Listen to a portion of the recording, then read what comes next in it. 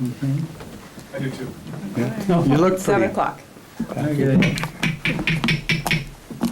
All righty, I want to call the regular meeting of the Board of Directors, Coastside County Water District for Tuesday, September 11th, to order. And first thing on the agenda will be roll call. Director Michelson, Here. Vice President Coverdale, Present. Director Reynolds, Here. Director Glassford, Here. President Feldman. Here, Thank you. pledge of allegiance.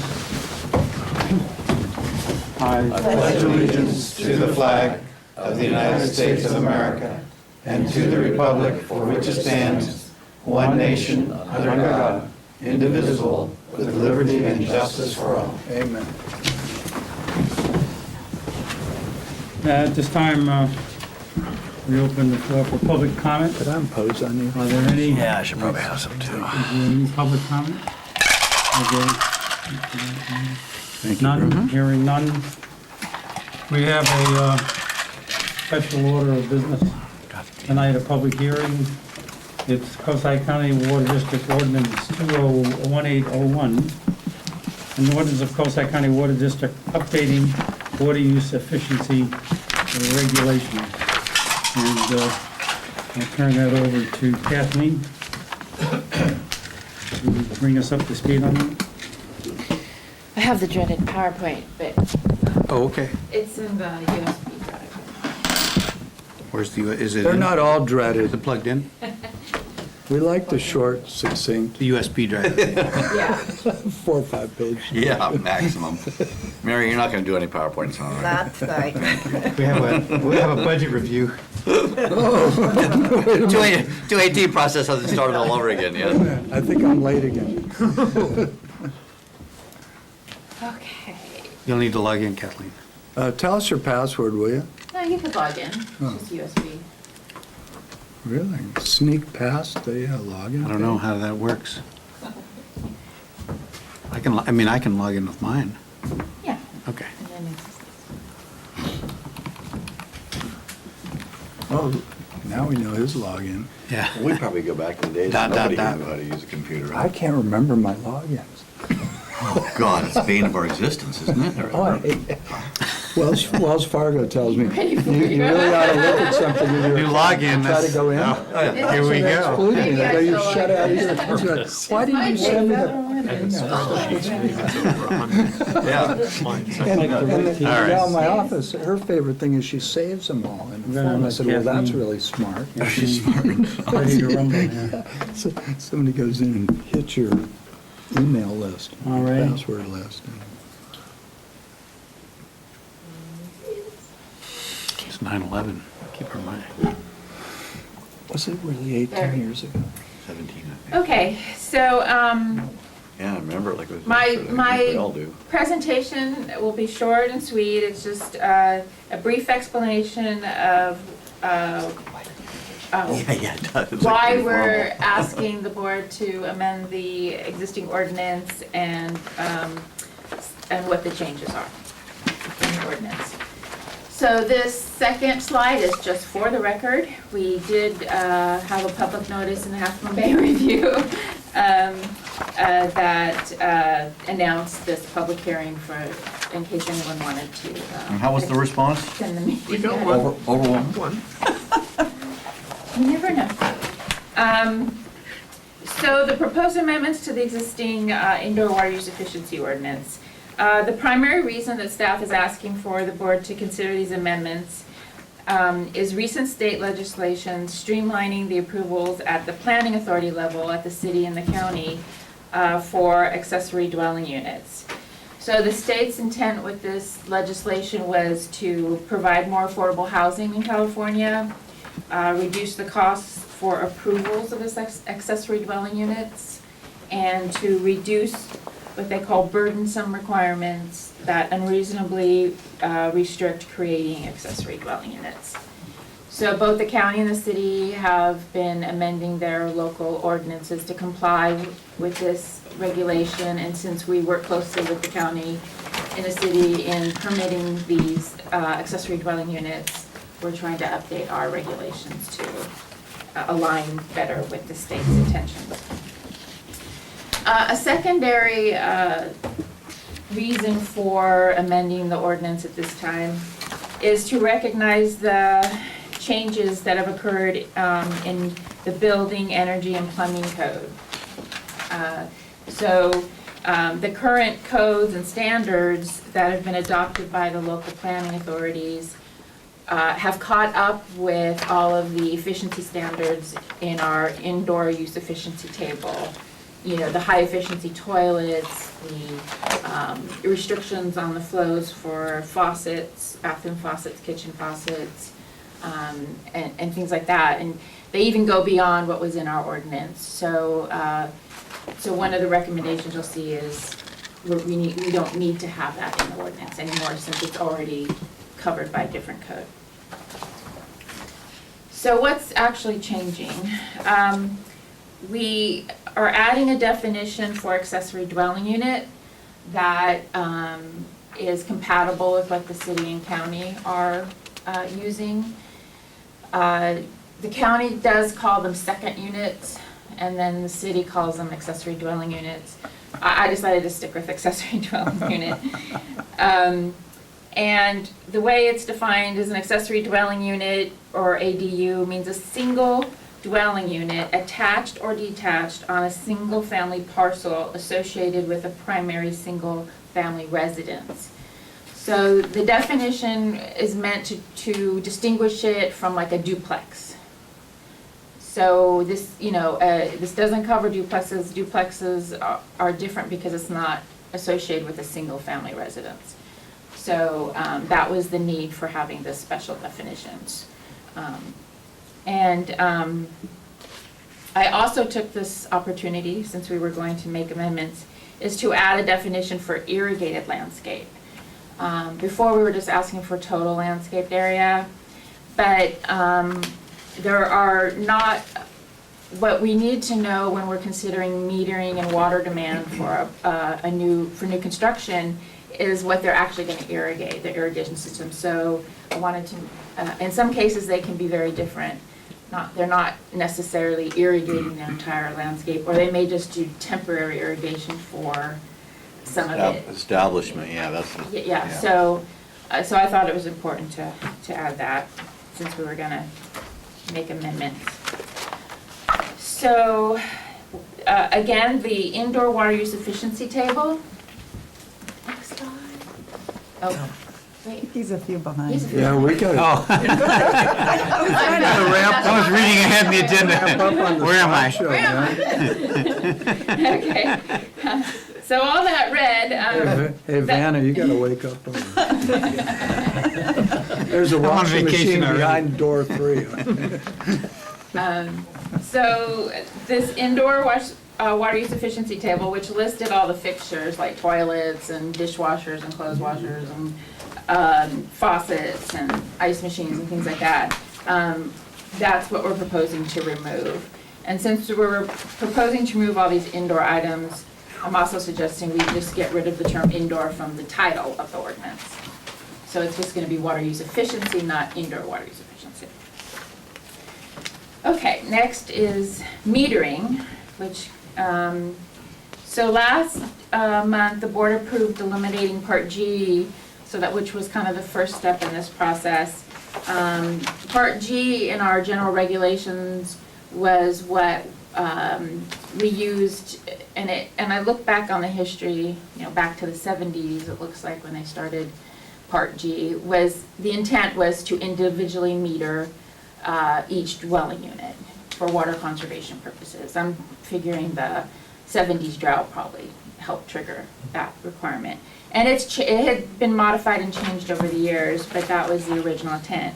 So we removed that first so that we can now allow a single family residence with one ADU to be master metered. So we're to align with the state's intent and the county and the city's intent to streamline the addition of ADUs and reduce the costs, and is to allow one meter to serve both the primary single family residence and the ADU, the accessory dwelling unit. And then in addition to that, allow more flexibility for master metering in cases where backflow protection is required.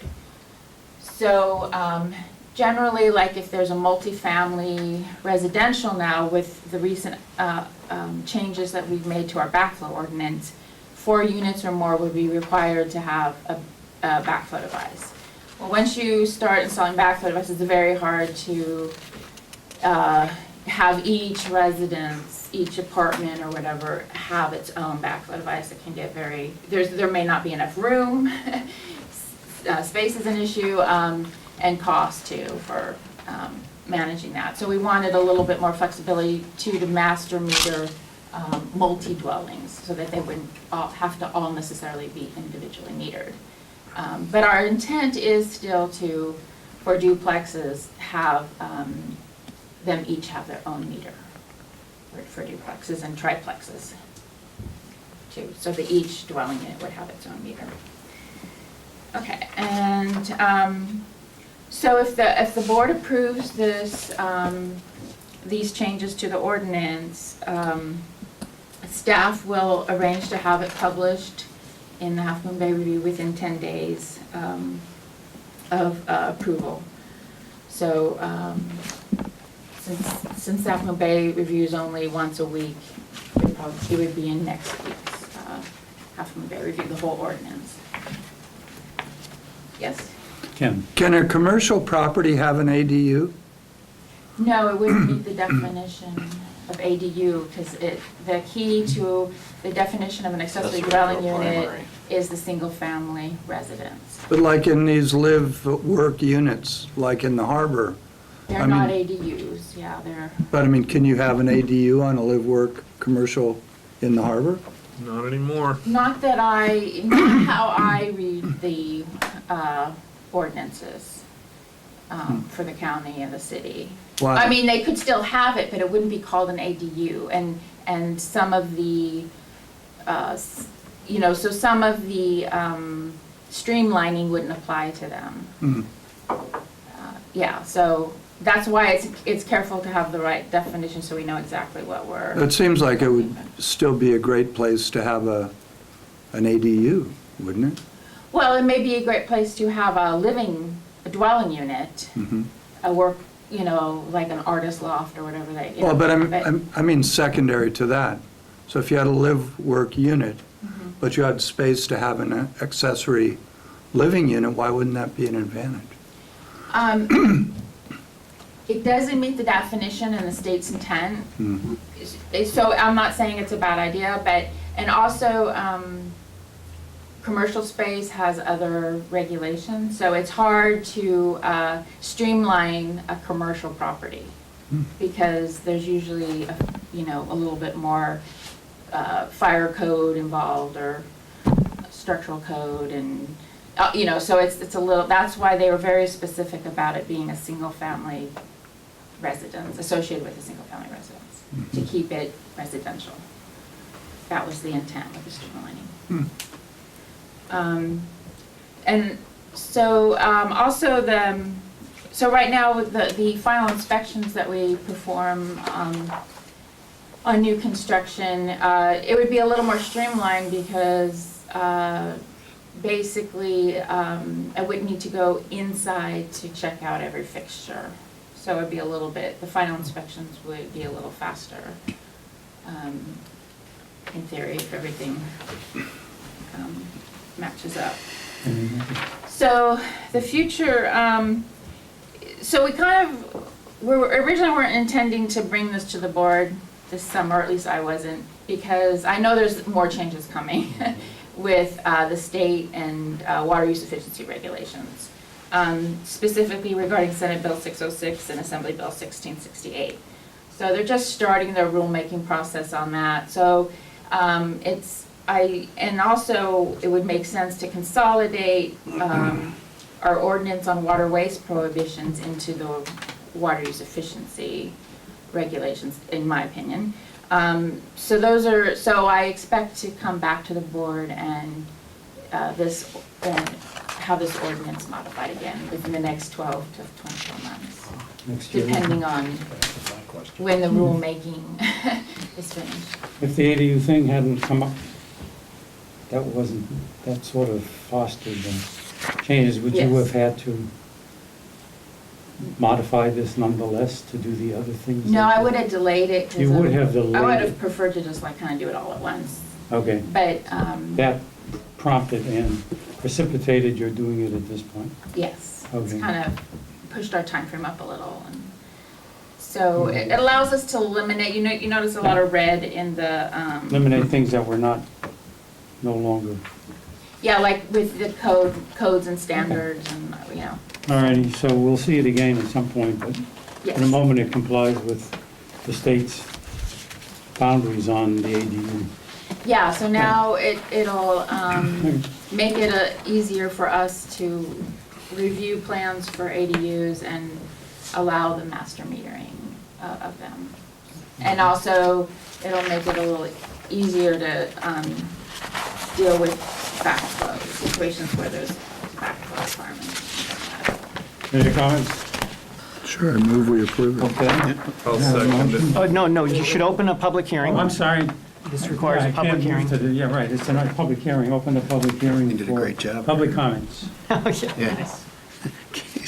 You're wondering what the next. Any comments from the public on this ordinance modification? Hearing none, then I will close the public hearing and ask the board to consider adopting the ordinance updating water use efficiency regulations. Do I have a motion to? I changed my mind. So, I move we approve the modifications I'll to the second it. ordinance Okay. Call the vote. and adopt ordinance 2018-01, an ordinance updating the water use efficiency regulations of the Coastside County Water District. Ready for a roll call vote, President Bowman? Yes. Call the vote. Director Michelson? Yes. Vice President Coverdale? Yes. Director Reynolds? Yes. Director Glassberg? yes. President Bowman? Yes. Once again, it goes without saying that Kathleen has done a yeoman job in trying to make order out of Yeah. essentially what could be called chaos in some ways, but, Yeah. and we appreciate your efforts as usual and look forward to hearing another one of these, I guess, in a couple of years, maybe. Perhaps Maybe not sooner. sooner. Maybe sooner. Okay, with that, we will Jam back to the consent calendar. go to the consent calendar. Are there any items that members of the board wish to pull from the calendar or to comment on? I reviewed the finances and they seemed in order. I have two technical questions on it, if I can ask them. One brought the idea of the facility, facilities report, the work done to date on facilities and changes appear to be rather limited for the first 2 months of the year. Most of the work that's been charged has been for last year's finish off. So my concern was simply that we're getting off to sort of a slow start for this year and would like to recommend going forward, perhaps October, November timeframe, that the facilities committee get together and just look over the progress, look at what the schedule is, and talk about how we're doing and what our longer-term views are on this year. So as you agree, is that okay? Yeah. Okay. And the second question was simply on the water use, or the water source for the first 2 months of this year, of this fiscal year, were very, very, very much lower from Denniston than they were the prior year.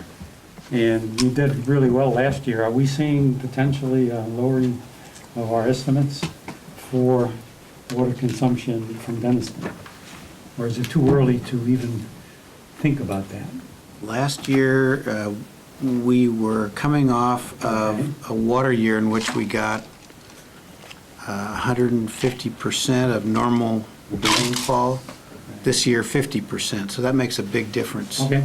in how much water comes out of Denniston, and it's simply a matter of of how much water the farmer with senior rights needs, and to some extent the weather as it relates to how much water the farmer needs? My thought was simply that if it started out this slowly and we don't have a real potential for lots of, hopefully, rain this year, it could diminish somewhat the amount we would hope to get from there, that's all. And the numbers would look a little squirrely going later into the budget year, that's all. So I'm just mentioning it as a thing I noticed in the report. Right. We take that into account when we Okay, try to guess our projections of how much water we're going to produce. okay, so it's all been provided for in our projections for We thought about local it. water use. We'd been expecting, based on the low rainfall, that we would have to shut down sometime in summer.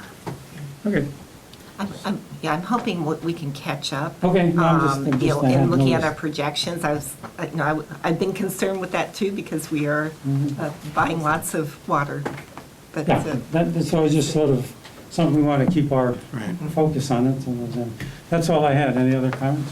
Well, that was, one of the things that I was looking at too is the water purchased. We're, $83,000 higher than we budgeted. And I just wondered if it would be wise or smart to look at our budget a little more closely, because it certainly looks like we're going to be buying more water for quite a while. I mean, the next 4 months, 5 months.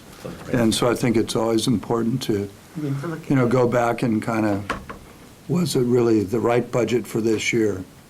Because I was a little bit surprised by that. I mean, I think we did well in terms of expenses, so, it doesn't look horrible or anything. We're just getting started on the fiscal year, but that's quite a significant change. Now, we did have a little bit more water revenue, particularly in July, so, that offsets that.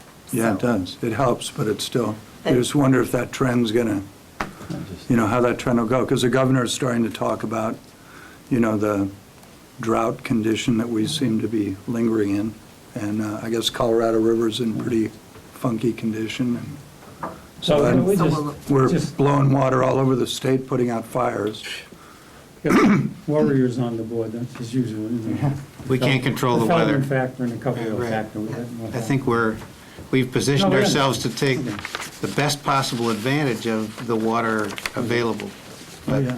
All right, any There's other some comments? factors we but we- can't control. But we can adjust our budgets, right? Yes, we have. Yeah. Well, the good news is mid-October is right around the corner. Yes. Historically, that's when When we get- when it starts raining. Yeah, so, I'm with you, I'm hoping, yeah, so it- especially if it turns white before it turns translucent.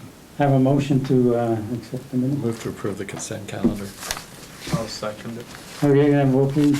Yes. Director Michelson? Yes. Vice President Coverdell? Aye. Director Reynolds? Yes. Director Glassberg? President Feldman? Yes.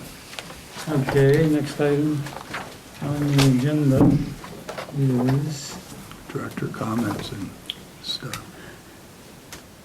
okay, we're going to have Dave Dixon give us an overview of the comments submitted by CCWD. Do you want to do meetings attended? yeah. Director Oh, I'm sorry. No, I did think say? there's some, Yeah, director Meetings comments. attended. somebody wants to Sorry, talk I forgot. about meetings That attended. passed for me. Meetings Sorry. attended, sorry about that, Chief. So I did attend a meeting of SFPUC, and I was happy to see I had a little support. Dave and Mary were both there. I went to speak on behalf of Bosca to urge SFPUC to seek a negotiated settlement with the State Water Board over the Bay Delta plan, as opposed to a hard and fast 40% unimpaired flows. The 40% unimpaired flows would turn our water bank, which we all paid for, I believe, into a water bank for that 40% flows. So it would really change our calculus in how much water and how long a drought we could endure. So this is really highly critical. Of course, every NGO was there, and they're speaking in favor of the 40% unimpaired flows, so that was even more important for us who represent water users and not special interests to speak on behalf of our customers. And my personal comments were, this really needs to be looked at, because if we're getting 40% less water from San Francisco, this is gonna really spike our rates, as we saw in the last drought, in that we sell less water, we have to raise our rates, and the Bay Area is full of people earning well into six figures. I mean, God bless them all, working at the tech companies of the world, but there are people who don't make six figures. There are people on fixed incomes, and that really needs to be considered.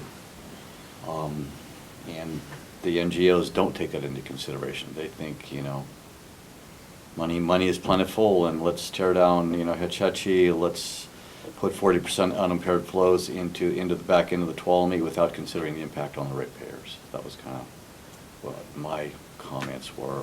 They were well received. Certainly, the NGOs represent big political donors. So getting political support is difficult, is very, very difficult. But we're optimistic that we will reach a negotiated settlement and not a hard and fast 40% unimpaired flows. That's the latest on that. So you represented Bosca's? Bosca. Oh. Yeah. Oh, that's great. Yeah, so it was fun. It was a long meeting, or 30.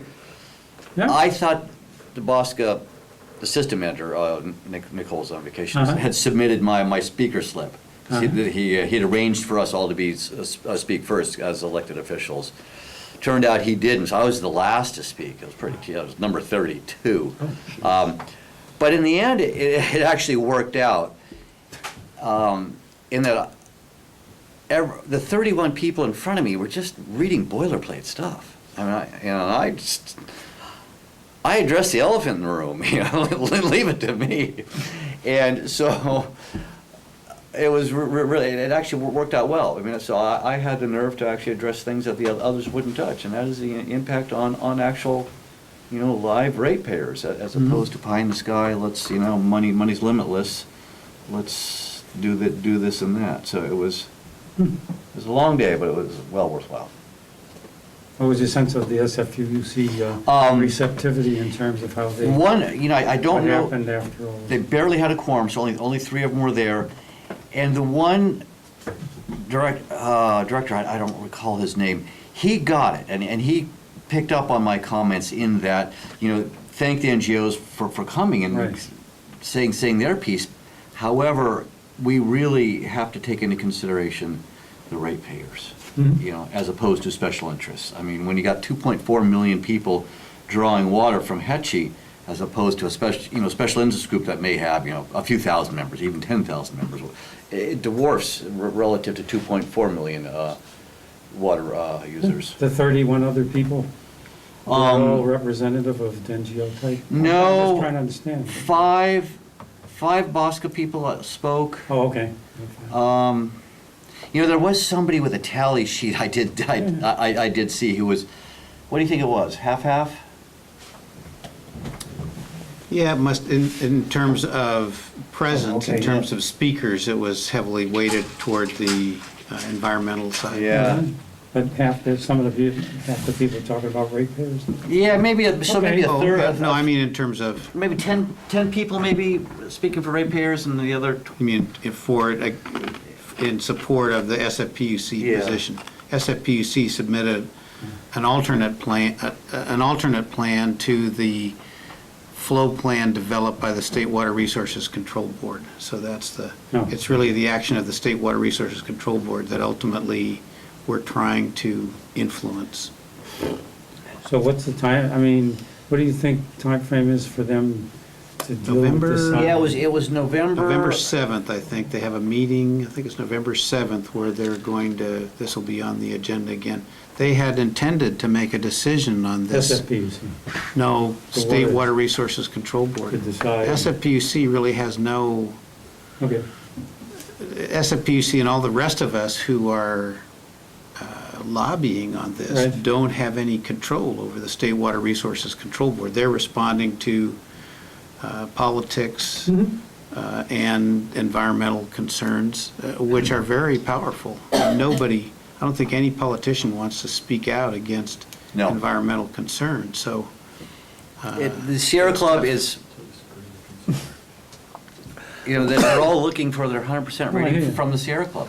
So no politician will support us, because, you know, then when next time they're up for election, they're looking for the 100% rating, and, you know, and they're looking for democratic funds, and the state is, I could go on and on, but you No, know where I'm I- going. I mean, one party controls the state, and they're thinking about their next reelection.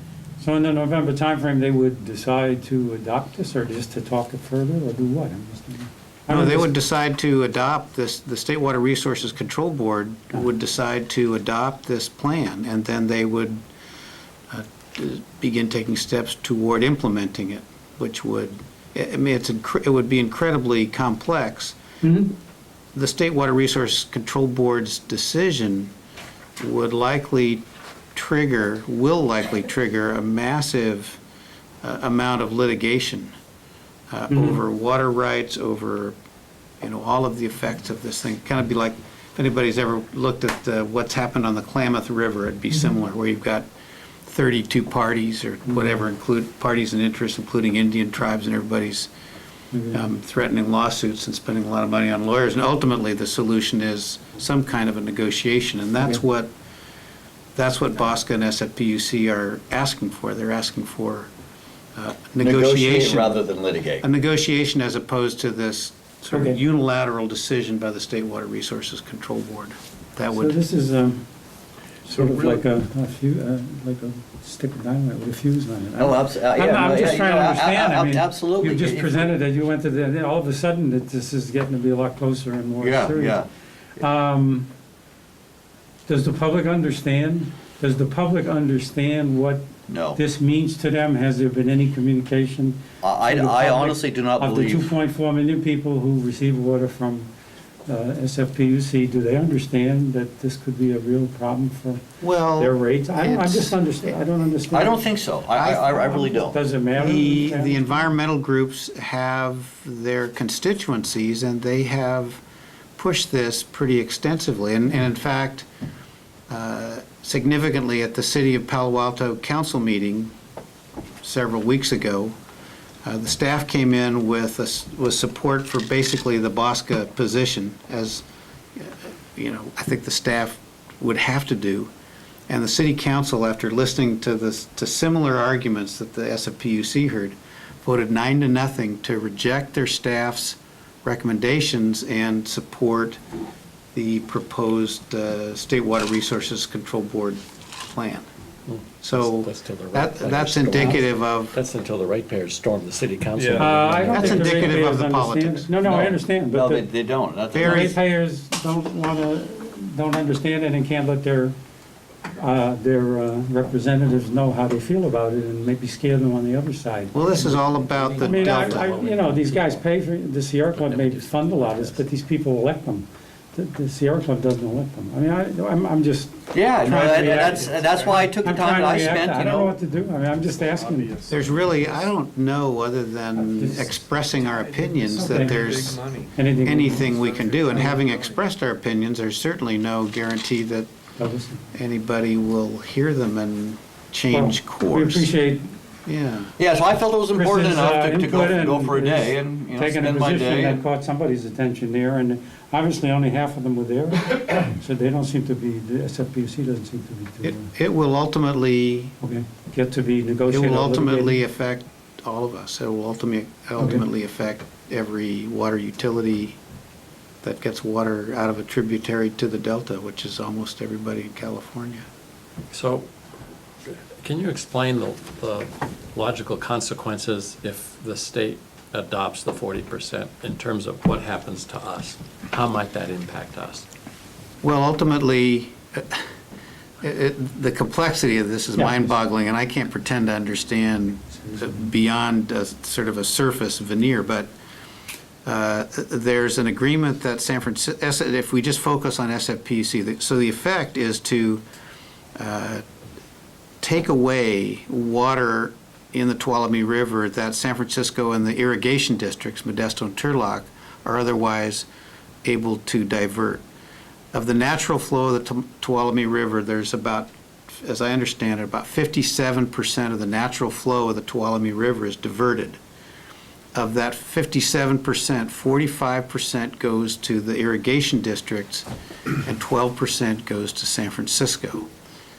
San Francisco, as part of the water bank agreement that San Francisco has with the irrigation district and related to the construction of Don Pedro Reservoir, San Francisco has something called the Fourth Agreement that dates to 1995 that says if there is any regulatory reduction in flow available from the Tuolumne River, San Francisco has to absorb 51.7% of that reduction. So San Francisco is disproportionately impacted by the potential reduction in diversions from the Tuolumne River.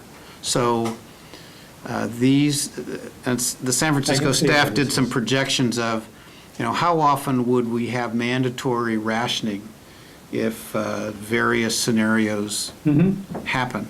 And the state board proposal would reduce, would put something like 40 to 60%. So they call it an adaptive plan. So if they take out 40, if they keep 40% in there and the salmon don't do what they want the salmon to do, then they could go to 60%. Well, San Francisco did some projections that said we'd be in rationing about every third year under such a scenario. So it's, we see it, it's almost like, an asteroid heading for Earth. How can we, send Bruce Willis up there to, divert its course? It has, all of us see it as this huge threat. The attitude of the NGOs, Tuolumne River Trust, is,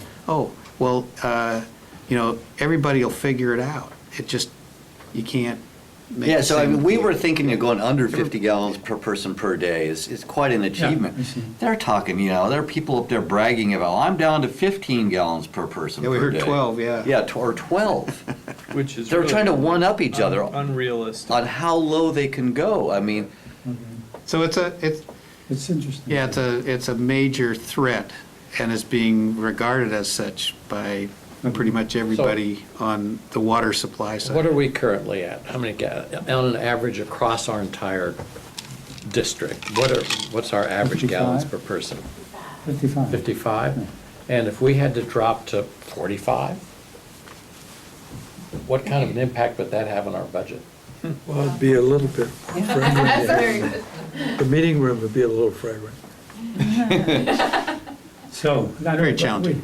This is pretty interesting and serious, and you're planning to keep us posted as things develop in terms of what we need to be thinking about going forward? I mean, At some point, maybe we'll say, hey, that asteroid missed us, No, Oh, no, I yeah, think- so that's why we I don't know how much we pay in Nebraska every year, but that's That's why we belong to Boston. that's why we investment. belong to And we Boston. have strength in numbers of the Yeah. other agencies as well. So all you can do is keep us posted and Yeah. let us know if there's anything we can do more aggressively about it, so to speak. 20% of our Huh? revenue. Okay, well, that was Yeah. What would we- digressed off the, Well, I mean, No, it's I'm good. glad it's out there. I'm glad it's in a public record, and should this come to pass, I mean, we were did our best. And I know I did my best. Okay, I appreciate it. Thank you. Any other director meetings? Reports? Okay, hearing none, we'll go now to the comments submitted by CCWD to the Department of Water Resources. Good old Department of Water Resources.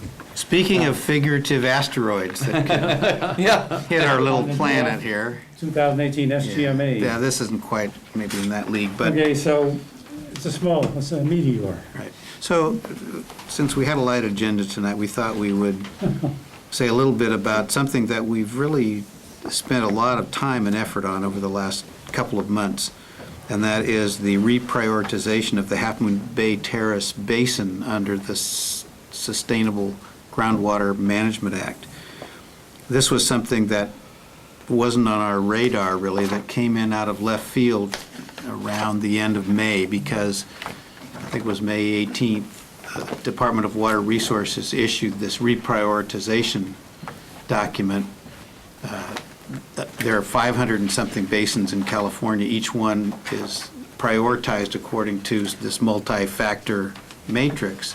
First time they did it was in 2014, and we ended up off the bottom end of the scale, sort of way off the radar as we saw it. So, we hadn't even been thinking about this at all. Well, in the next go-round, we went from off the radar to high priority, basically, for under the Sustainable Groundwater Management Act. So in this new effort, following on the 2014 prioritization, there were about 14 different basins out of 500 that moved up in priority from low or very low to medium or high.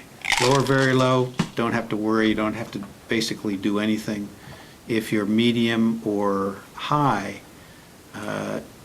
the water utilities and planning agencies that overlie the basin have to get together in some kind of a JPA, form a groundwater sustainability agency within 3 years, I think. Is it 2 years? You have 2 years to form a groundwater sustainability agency, and then you have, under the second go-round, another 3 years to develop and submit to DWR a groundwater sustainability plan.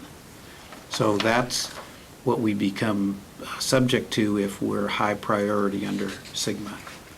So that's a really unpleasant prospect.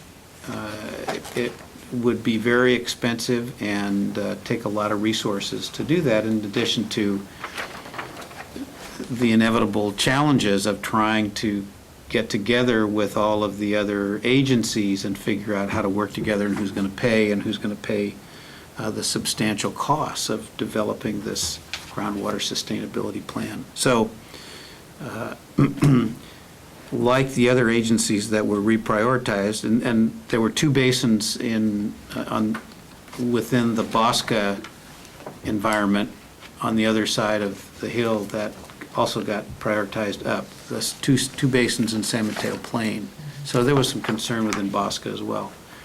So we began to focus on this, and I can't say enough about the effort that Mary has put into this in analyzing it and getting DWR to talk to us and in really understanding what DWR did. At first, when they first announced this, they gave us until June, was it June? July 20th, I guess, July 18th, whatever. They gave us basically 2 months, but you couldn't get any of the data they'd used to plug into their prioritization analysis. They weren't providing the data sets. Everybody said, well, wait a minute, you got to give us longer, and they did. They extended the comment period to August 20th, and then they provided these statewide data sets that they used. So our objective, and I think we had that in common with all of the other agencies, and we met several times with everybody, and we met Montero Water and Sanitary, a couple of times. They participated. City of Half Moon Bay Planning, we met in a group with them with DWR, as well as a couple of meetings we had just with the City of Half Moon Bay. RCD participated, and the County of San Mateo also participated. So we had a number of meetings, including one with meeting in person over in San Mateo with representatives from Department of Water Resources who'd been involved in this process. Anyway, so really trying to understand what they had done. Our first reaction was, this is a broken process. That was my reaction. This is a broken process. I told them that, and because it's a false positive. You've identified as high priority a basin that doesn't need groundwater management. We don't have any of the threats or harms that the Sustainable Groundwater Management Act is intended to prevent. And clearly there are a lot of groundwater basins, especially in the Central Valley, that really need this kind of regulation. Anyway, so we went from sort of a feeling of hopelessness, well, DWR is just going to do what they're going to do, to, once Mary really started digging into this stuff, saying, hey, these guys really got it wrong, saying, well, maybe there's a way we can ask them to rerun this analysis. And they seemed kind of open to that, basically using appropriate data and data that, is local as opposed to these statewide data sets that were really pretty inaccurate. So that's what we did, and that's what Mary did. And Kathleen. And yeah, Mary and Kathleen. I'm just the mouthpiece. They did all the work. And Mary can comment. We really focused on what we thought were significant errors, including, well, the first one we focused on was not really an error, but in this go-round, they decided to use secondary drinking water standards. Secondary standards are aesthetic and not health and safety. So iron and manganese are secondary drinking water standards. We have naturally occurring iron and manganese in the airport aquifer that comes out of the Denniston well. So we had reported a whole lot of well samples that had iron and manganese. And somehow they took that as an indicator of water quality impacts, indicating a need for groundwater management. Well, you know, we think that's clearly wrong. And a lot of people are on the same page with us in that. So that's one of the things that pushed us over the threshold for prioritization. If they didn't look at iron and manganese, we'd be way below their radar. We'd be very low priority. So that was one of the points we made. Another was they just made mistakes in looking at the urban groundwater. One of the mistakes they made was they included Montera's Alta Vista well, which is most of their water, in the basin when it's not even in the basin. And their process didn't really have a means of addressing that. So we thought they'd made errors in urban groundwater. That also would put us below the threshold if they corrected those. And then, you know, thanks to Mary's efforts, we looked at with much more resolution at agricultural water use, because that's the bulk of groundwater use in Napa Bay Terrace Basin, and came up with what we think would be pretty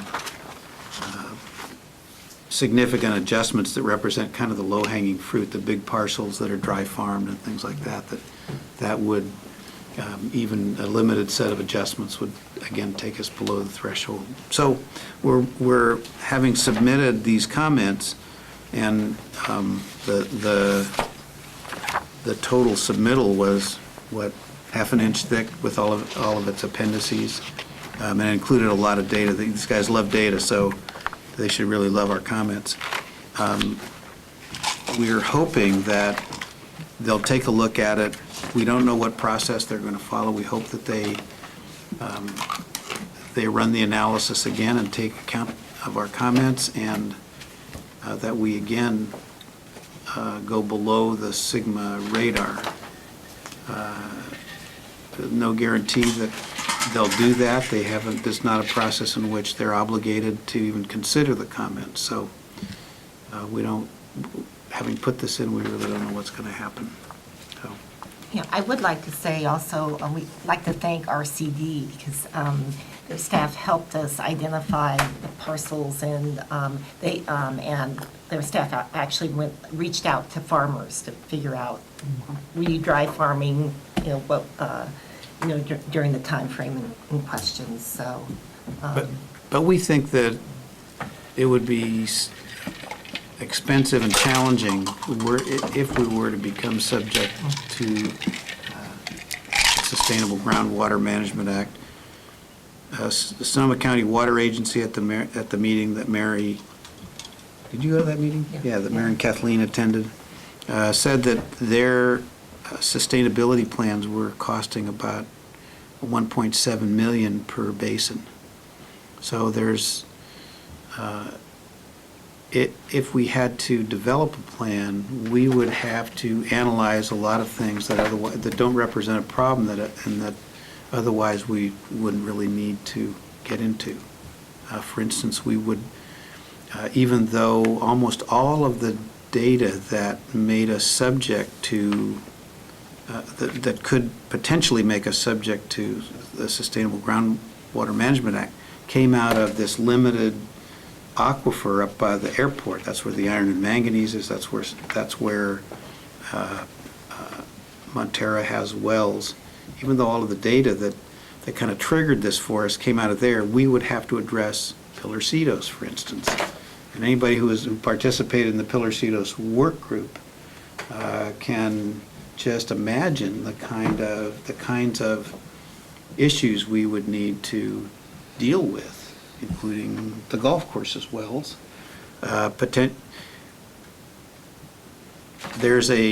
Under the act, there's a mandated public participation process. It really gives a lot of groups, the folks that are interested in fish and folks like that, a vehicle to get into the discussion about what now is kind of an unregulated area, the extraction of groundwater. So couple that So with we're really- with the we're Bay really Delta hoping plan, and really, every single one of our water sources would be under attack.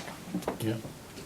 So it doesn't, this does not, this isn't a threat to our water supply, since we have an almost 0% groundwater component. We have, Right. we could easily abandon all of the Denniston wells and not really feel any effect. What we call the Pillarcitos wells, and this was a problem with our reporting that we've now corrected, are actually surface water diversions.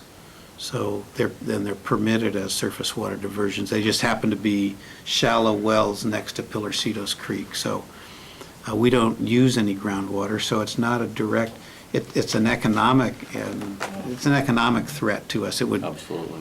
there'd be, well, one of the first challenges beyond forming this groundwater sustainability agency would be to try to decide, how do we pay for it? If it's going to cost a couple of $1 million, how do you pay for it?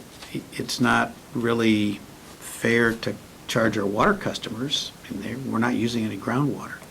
It's usually done as an assessment on groundwater extraction. So you identify all the wells, and you decide on some charge that you're going to impose for groundwater extraction. And a groundwater sustainability agency has the ability to do that. So it would be a long and difficult process for us. How many components were rated in the report? I'm sorry. I don't know, were there like 7 or 10 things that were? There are 8 factors. We addressed 7. And your three key areas touched about 5 of those 8, right? Something like that, 2, 3, 5, 7. Okay, and when you rated it again, using the new data, how much below the critical threshold did we fall compared to what they'd rated us before? It's in here someplace. It is. Yeah, so one Minus of, 1,300. yeah, I ended up being able to It's in there, subtract yeah. out about 1,800 acre feet of groundwater Okay. that they were calculating. Basically, what caused us to go, to be considered is there's a threshold of 2,000 acre Right. feet per year Right.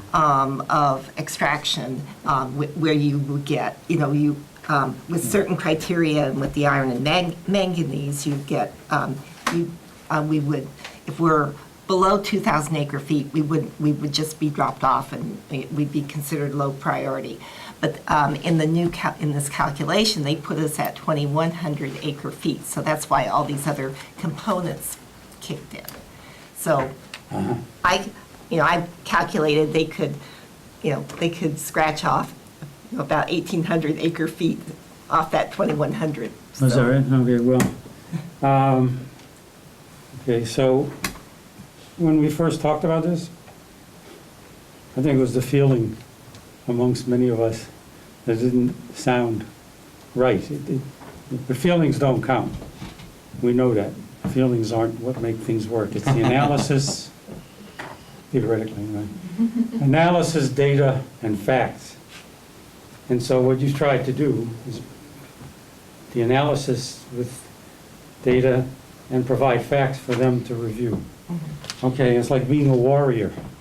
I think of us as warriors now, trying to get our feet down and starting to move forward and making them see that we do in fact understand our business, we do in fact know how we run our business, and we do in fact think they made some errors in their analysis pursuant to the fact that maybe we had some stuff that wasn't quite right, but we modified that.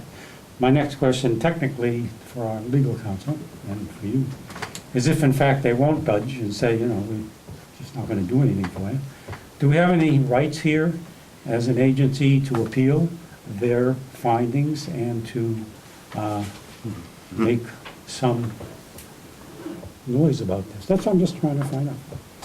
I don't know if you have the answer to that. I'm not exactly sure. My guess is probably not. We could write letters to the State Water Resource Control Board or DWR, but I think that they're the ones who make these calls on whether it's a priority, high priority, medium priority, low priority basis. Okay, so. But we look into that, obviously. No, I'd just like to know if in fact they didn't find in our favor, even with the data and the facts. And I would wonder, you know, do we have some rights to ask for? Yeah, a lot of what's happening through Sigma right now, including this reprioritization, I mean, it's a relatively new law. Right. You know, people are trying to figure their way through, including DWR to some extent. They're kind of working their way through some of these processes and with underutilized staff. I agree. By the way, I was only involved in the very beginning of this, but I think your staff has done an amazing job because just to summarize it is you don't want to be subject to Sigma. You don't have to be, and so you try to figure out ways to figure this out. And this letter is a really, really good work product. I was blown away when I saw this. That's why and hopefully I didn't realize we'd gotten this far in this short a time and responded this way. I thought that was superior and awesome in my view. Let's hope they get the message. I mean, I'm just trying to say, you know, what else can you do but what you can do. Do we have any idea how long it'll take them to respond? Did they? They said November. Oh, Okay. pretty quick. I think that was optimistic. I Agency from the think state. they didn't expect the volume of comments they must have received. I'm curious, what was the logic, and my guess is you went back and forth on this, but you said that you considered going as a joint comment and chose to go as individual comments between the various agencies that are affected. Tell me the pros and cons of that. I think that first of all, our sort of data-focused approach it was a key, and we decided to take that approach after talking to these guys pretty extensively. DWR staff was really very generous with their time. I mean, whenever we wanted to talk to them, they would schedule a phone conference, and we could spend an hour with them. They would have 4 or 5 people on the line with just, you know, us. So we got the impression from those interactions that, you know, these guys are spreadsheet jockeys. They're data people, and, you know, they respond to the data, and the data are the data, no matter how many agencies are submitting them. You know, that and just, you know, we want to speak for ourselves, and just working out with other agencies, you know, what we can say without without putting words in anybody else's mouth, which we don't really want to do, seemed challenging in the time we had. So we didn't think it would. We met with them, we coordinated in looking at the data and coming up with these ideas, but we didn't think that, based on what we'd heard from DWR, that joint letter would significantly strengthen it in a way that overcame our concerns about, you know, kind of the challenges of, you know, coming up with a consensus That makes sense. letter. Well, some of this information is specific to us, like the amount of dry farm acreage. Yeah, no, Well, that's wouldn't specific apply to the them. Half Moon Bay Terrace Basin. Yeah. And we did we did focus in our comments on something, on a key piece of data that they got wrong about Montero Water and Sanitary. Yeah, that's why I was curious, because Right. Montero's out there They- pulling from that well. They and- submitted the same comment. Yeah, they got the coordinates of Montero's biggest well wrong. They put it down at the airport when it's up on Alta Vista, Right, outside the basin. So, that was significant. yeah. Well, this was beautifully written. No, it's great. Clear, No, it's just- right to the point, it's factual, and it's impressive, really an impressive letter. So we gave it our best shot. You know. But I think that the general theme, and we'll cover this in some follow-on discussions, the general theme is there are a lot of regulatory initiatives that represent a threat to our water supply. There's no security. I mean, they say that every drop of water in California is fought over, and groundwater extraction is sort of the last unregulated area that SIGMA is an effort to, I don't know if I call it a backdoor effort, but it's an effort by the state to bring groundwater into some regulatory framework. Unfortunately, they've imposed that work and its challenges on pretty much local agencies. And there are lots of folks that are struggling with it. I know Patrick's worked with Alameda County Water District on SIGMA issues, so it's been a boon for lawyers and consultants. As soon as the reprioritization came out, we got calls from Hanson Bridget and a couple of at least 2 engineering firms saying, hey, we see you hit the priority list, we can help you. Okay. Yeah. Just to clarify, the call from Hanson Bridget was, as your general counsel, let's figure out a way to not be subject to SIGMA, and how can we do that? So, Okay, you're on the same page as we we are being hired by other agencies to help them litigate these issues, but that's not what we You're on want the to same have page as happen us, here. aren't we? It Exactly. wasn't in response to the ambulance siren? Ooh. And once again, we are really, what I'm finding is we're a pass-through agency. Yeah. We just pass it through to the customers, you know? Well, there used to be, in the first round in 2014, there was grant funding provided to the groundwater sustainability agencies to defray the costs of forming the GSAs and developing the GSPs. And there's no funding associated with this round of prioritization. So I noticed that the California Special Districts Association is fighting for the issue of the concept of mandated costs for special districts.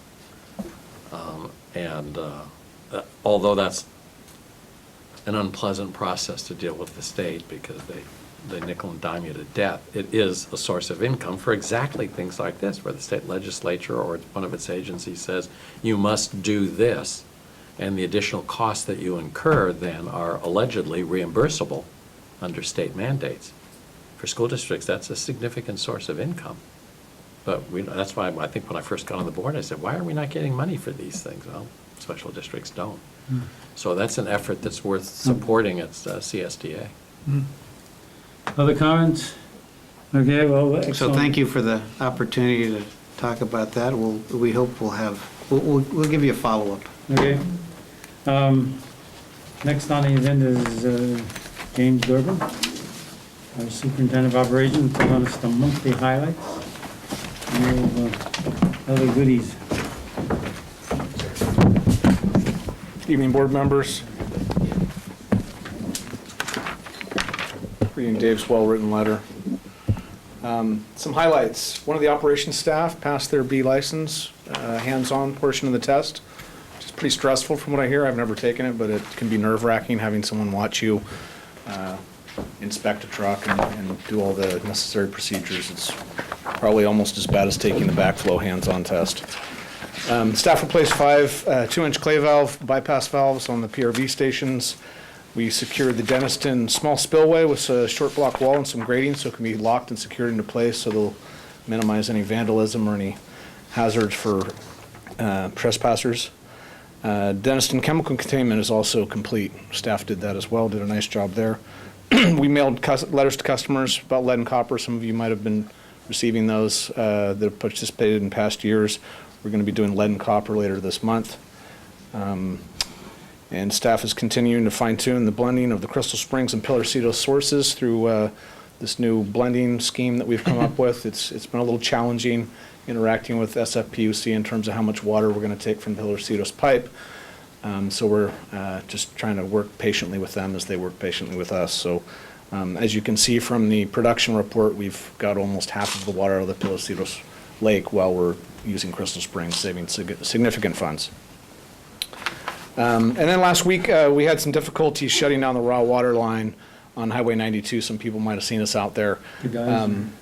It looks like someone hit one of the barrels, that concrete rings that protect the air relief valves, and one of the pipes was cracked, and we were trying to get it dewatered. Had a little difficulty there, but we got it taken care of yesterday. Can you explain what that means, dewatering?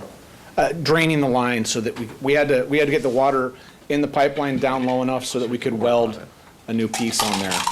Welding with water behind it doesn't work real good because it cools off the weld and sucks the heat out. So we were successful at that as well. And then a few projects. Downtown 2-inch project is done. We're just got to get the paving done, so we're very close. That's going to start on the 17th.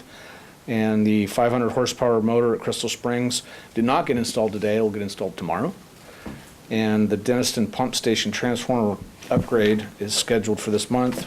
We just had a pre-con last week, and the contractor was potholing today, and we had the line de-energized because it's a direct burial 12 kV line feeding the station. So if you have any questions, I'm here at your pleasure. Any comments, questions? No, it sounds like you're keeping things under control, Jim. Thank you. Appreciate it. Staff's doing their job, that's for sure. Okay, director agenda items, future board meetings, committee items, yes? I received the water, what is it, the Aquafornia Daily Summary News. And the report for the Upper Colorado River watershed that came out this week is really sobering. And in summary, they've been holding the lower watershed by taking water from the upper watershed. The upper watershed didn't get a snowpack, so now the upper watershed is going into a drought status. The lower watershed is feet of, I think it's just over between 12 and 13 inches from hitting the low trigger point, which requires the state of Arizona to lose 25% of its water. One of the thoughts that I had, and I would throw this at the discretion of Chris, but I would be willing to strategize with Chris as part of the Water Resources Committee to talk whether we should review what our long-term, it's 2 years away, they're saying 2020 is when it'll hit.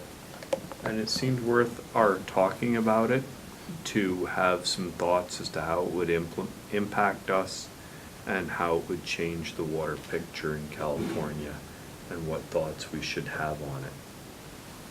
It's not urgent, but I'm on that committee, I'd be willing to do it. Yeah, we can't have too much information, and we have to consider, at this point, we have to consider any and all sources, and you know, I think they're kind of driving us to that big source out there, and that's cost prohibitive, but our sources are literally evaporating, and so anything, I can do to get further my education and future sources, I have to spend some time. There are two items. There was another meeting I was going to ask for going forward. I'm not sure if it overlaps these things. You guys have your own meeting anyway. I talked with Dave. We had a strategic planning meeting last March 17, 2 years ago almost.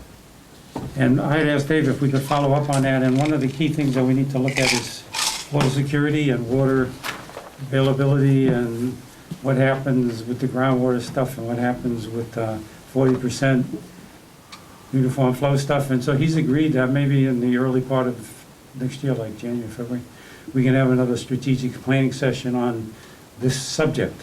And I'm not sure this will cover what you have in mind, but that would be a good time to sit down and spend the morning. This is this is a Yep. strategic planning meeting, to discuss what are the impacts of all of these things on us going forward. And he said he would be happy to do that. If you guys want to meet Yeah, in that makes advance. sense, and one of the thoughts what might be to look at some of the, one of the things Chris and I could look at is what some of the impacts on these regional water crises or changes that could impact us, because that didn't come up as strongly in our strategic meeting. We really focused on a local area issues, and it occurs to me that between the Tuolumne River restructuring and the Colorado River restructuring, groundwater basin losses, it may be worth our coming to our next long-range strategic meeting with some regional thoughts as opposed to just local thoughts. Well, I'd asked Dave to think about what he would want us to focus on. This would not be a full strategic, this would be on the specific area of security, Yep. water security and its wrappings, right? So is that something you can work toward? Yes. Okay. And we can get together for a morning sometime and talk about all this stuff, because I think all these things are starting to. Yeah, they build up. were kind of out there, now that They're they're starting to coming come home to in. They're a roost. little closer. Yeah. He's agreed, and I think you're Yep. gonna let us know when you're ready to do that. In the meantime, if one of the committees wants to deal with, specifics and have something to contribute to that, that's fine too. I'm okay with it. I think we'll need to focus on what do we do? Right. Yeah.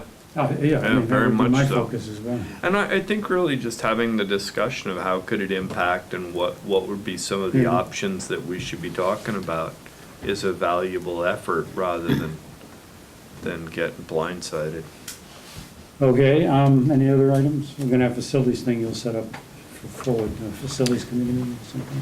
Yep. Yes. Yeah, maybe October, November, it's fine, December. Works for me.